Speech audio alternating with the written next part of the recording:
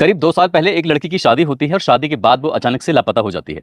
और जैसे ही लड़की लापता होती है तो उसको हर जगह ढूंढा जा रहा था, तलाश किया जा रहा था। वो लड़की अपने पिता के ख्वाबों में, सपनों में आती थी और रोती रहती थी, रोते रोते कहती थी, पापा आ जाओ और मुझे ले जाओ, मुझे घर जाना है। बार बार बस एक ही ख्वाब, एक ही सपना उसके पिता को, चाहे दिन हो या रात हो, जब जब आंखें लगती थी तब तक वो लड़की सपने में आती थी और बस यही बात बोलती थी, पापा आ जाओ और मुझे ले जाओ। उसके पिता परेशान हो जाते हैं, पुलिस थाने जाते हैं। ऐसी कौन सी जगह थी जहां पर अपनी बेटी को नहीं तलाश किया था, लेकिन बेटी मिल नहीं पा रही थी। और धीरे धीरे करके ऐसे ही 50 दिन के आसपास का वक्त बीत जाता है। तब वो पिता रोते हुए, बिलखते हुए एक लेडी ऑफिसर के पास जाता है और जाकर कहता है कि साहब, मेरी बेटी लापता हो गई है। और रोते हुए कहता है कि बस मैं जब भी आंख बंद करता हूं तब तक मेरी बेटी अचानक से ख्वाब में आती है और आके कहती है कि मुझे ले जाओ, मुझे घर जाना है। जैसे लेडी ऑफिसर ने ये बात सुनी, उस लेडी ऑफिसर ने उसके पिता को वो तसल्ली दी। तसल्ली देने के बाद कहा कि आप बिल्कुल घर जाइए, वो आपकी बेटी, हम उसे कहीं से भी ढूंढ के लेके आएंगे, आप बिल्कुल भी चिंता ना करो। बस इतना होना था। उसके बाद उस लेडी ऑफिसर ने इस मामले की जांच थी, थाने से हटाने के बाद क्राइम ब्रांच को सौंप दी और क्राइम ब्रांच ने इस मामले में बड़ी खूबसूरती से जांच की। लेकिन बेटी मिल जाती है, जिस रूप में मिलती है उसकी किसी ने कल्पना नहीं की थी। दरअसल वो एक कब्र में दफन थी और 60 दिन के बाद उस कब्र से बाहर निकलती है। और जैसे ही वो लड़की कब्र से बाहर निकलती है तब वो अपने बीते हुए कल की दर्दनाक कहानी सुनाती है। उस कहानी को सुनने के बाद हर किसी की आंखें नम हो जाती हैं। आदाब, नमस्कार, सत श्री अकाल। मैं उस्मान सैफी। आज की जो सच्ची घटना मैं आपको सुनाने जा रहा हूं, ये सच्ची घटना है हरियाणा प्रदेश का एक जिला है फरीदाबाद, और फरीदाबाद जिले का ही एक थाना लगता है पल्ला। पल्ला थाना क्षेत्र का एक कॉलोनी है रोशन नगर, और रोशन नगर कॉलोनी क्षेत्र की एक गली है, गली नंबर 1 और मकान नंबर 61। यहाँ का रहने वाला एक व्यक्ति जिसका नाम अरुण कुमार होता है, जो कि पेशे से अपनी एक व्यापारी है। उसकी अपनी एक फैक्ट्री है, सिलाई कढ़ाई का उसमें काम होता है, स्पोर्ट्स के उसमें कुछ सामान बनता है।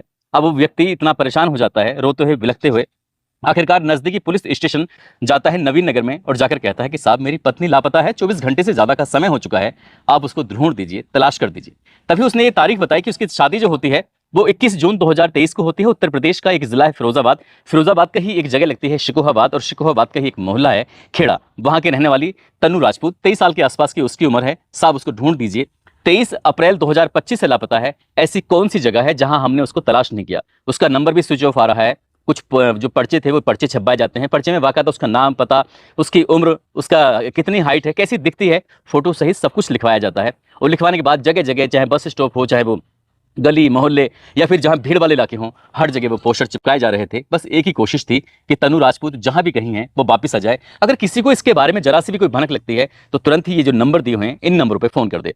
पहले उसने जो ससुराल थी वहां पर फोन करता है कि तन्नू लापता हो गई है, उसका कहीं भी कुछ आता पता नहीं चल रहा है। और अगले दिन यानी कि 24 अप्रैल 2025 को वो थाने पहुंच जाता है। पुलिस वाले इस मामले को उतनी गंभीरता से नहीं लेते हैं जितना पुलिस को गंभीरता से लेना चाहिए था।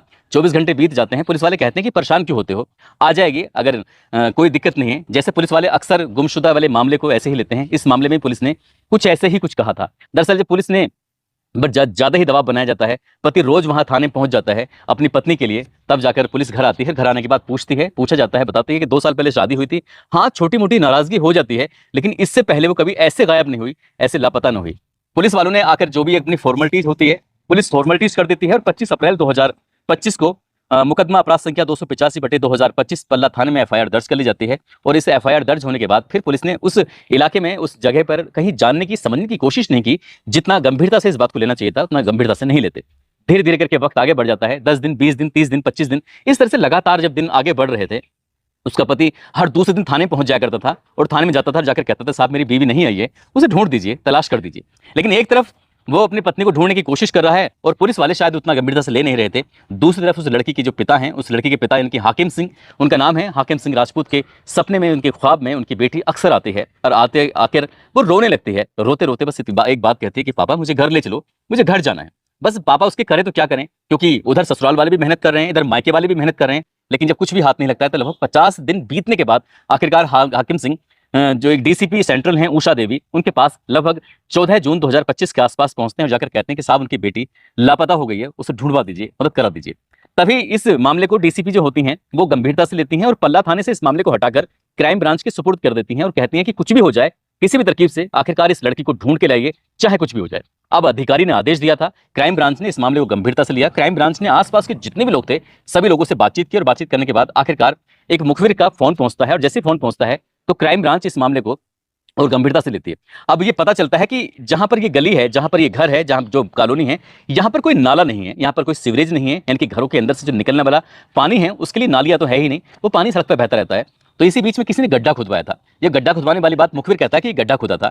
अब जब क्राइम ब्रांच की टीम ने यहाँ इस घर में जाती है और जाने के बाद पूछती है कि तुमने गड्ढा क्यों खुदवाया था, तभी वो बड़े गुस्से में कहते हैं कि साहब कैसी बात कर रहे हो, जब नाली नहीं है, सीवरेज नहीं है, तो पानी कहाँ जाएगा, इसलिए गड्ढा खुदवाया था। अब गड्ढे वाली बात आती है तो आसपास के लोगों से पूछा जाता है, तो इस कॉलोनी में ऐसा कोई घर नहीं है जिस घर के सामने गड्ढा ना खुदा हो।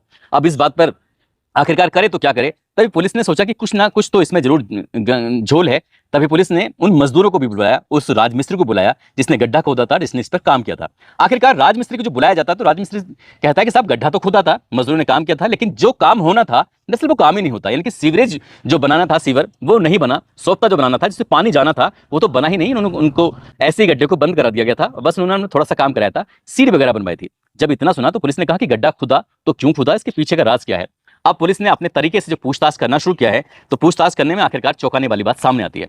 उस घर के सामने जो गड्ढा बना हुआ था वो 21 जून 2025 को आखिरकार खुदवाया जाता है, और जिस दिन वो गड्ढा खुदता है तो लगभग 10 फुट गहराई में जाकर लाश निकल के आ जाती है। और वो लाश किसी और की नहीं होती, उसी तनु राजपूत की होती है, जो अचानक से लापता हो जाती है, जिसके बारे में ससुराल वाले, मायके वाले सभी ढूंढने की कोशिश कर रहे थे।